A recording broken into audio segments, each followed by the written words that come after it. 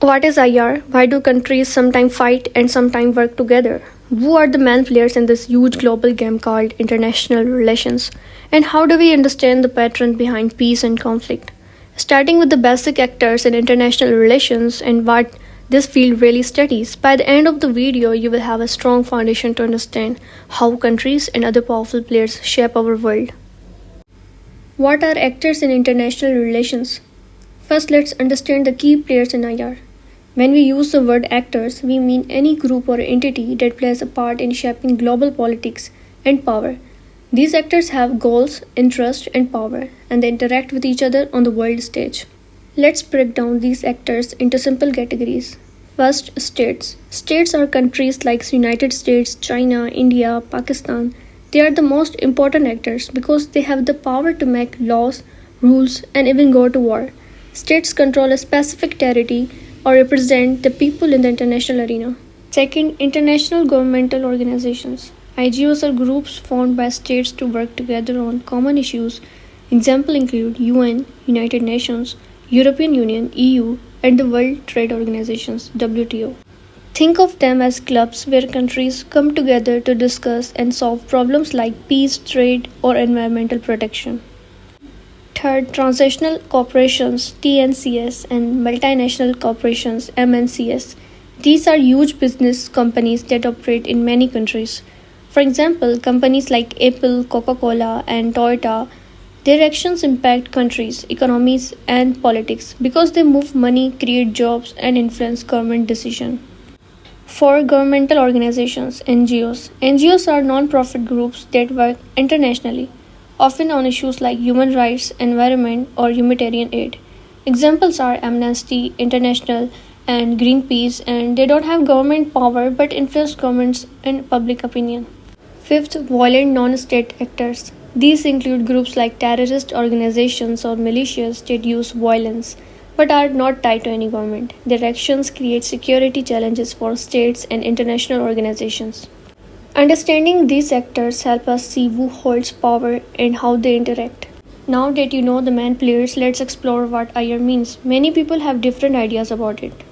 Some say it's a study of war, focus on how and why conflicts happen. This view is common among realists who believe power and security are the most important. Others say it's a study of peace, looking how corporations and international law keep peace. Liberals focus on this. Some say it's a study of capitalism and its inequalities, highlighting how rich countries control poorer ones. This is what metrics emphasize. Then there are the postmodernists who believe IR studies how language and ideas shape power, not just material things. Or you might hear that IR is just a study of world news or current events, like what journalists or historians do. So which one is right? Actually, all of them. IR is a huge field that covers many views and topics. Let me give you formal definitions from scholars to make it clearer. According to Cagley, IR is a study of how global actors use influence to achieve their goals and how it affects the world. Baylis calls it the politics of global social relations involving power, interest, order, and justice beyond borders. Jackson defines it as a study of relationships between countries and the activities of governments, international organizations, NGOs, and corporations. Simply put, IR, the connections and interactions between countries and other important actors on the world stage. Before we dive into IR, let's understand politics. Since IR is essentially politics on a global scale, many famous people have defined politics in interesting ways. Bismarck called it the art of possible, meaning politics is about what can realistically be done. Haywood says politics is about people make, keep, and change the rules they live by. Others have more cynical views. Disraeli said it's the art of deceiving people, and Valery said it's the art of keeping people away from what matters. Mao and Clausewitz remind us that war is politics by other means, meaning war is just another way politics happen, but with violence. Albert Einstein once asked why even after discovering how atoms work, we still struggle to stop atomic bomb from threatening us. His answer: politics is more difficult than physics. Politics is about people, their interests, and not just science. In IR, understanding politics help us to see why countries make decisions they do, sometimes peaceful, sometimes violent. What is the scope of IR? IR is not only about diplomacy and war, it covers many important areas affecting our world. The world market includes trade, money, work, and production. International organizations like UN, EU, and IMF play a big role.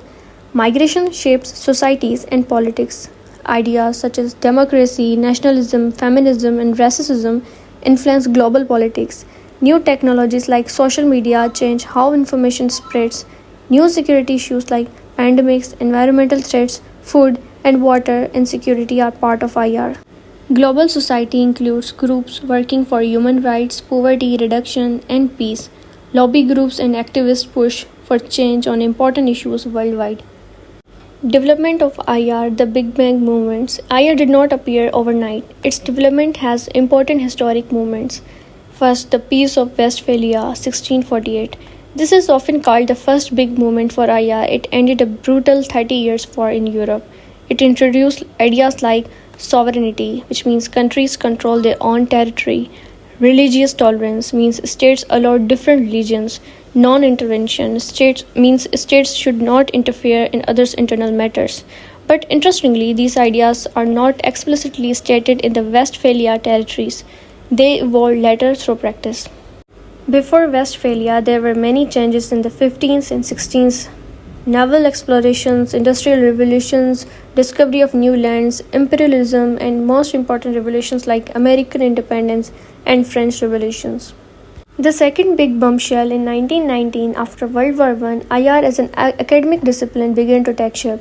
The University of Wales established an IR chair in 1919. The world saw the breakdown of old empires, the idea that some societies were civilized while others were not, struggles over colonialism, and movements for national self-determination. Later world events like World War II, the Cold War, and the post-Cold War era shaped IR further. What about the new developments in IR? We live in an exciting time with many changes. Powers shifting from West and the Atlantic region to the East and the Pacific region. We talk about an Asian century culture exports like Korean pop music, Turkish TV series, and Bollywood films show the rise of new global influences. Globalization is no longer centered just in old powers, it becoming decentralized with multiple new centers of influence. Technology like artificial intelligence, AI, and new digital tools are changing governance, security, and conflicts. The COVID 19 pandemic and other health crises taught us that global health is the key part of international politics now. So, see you in the next lecture. Thank you for watching. If you found this lecture useful, please like and subscribe so you won't miss any upcoming parts.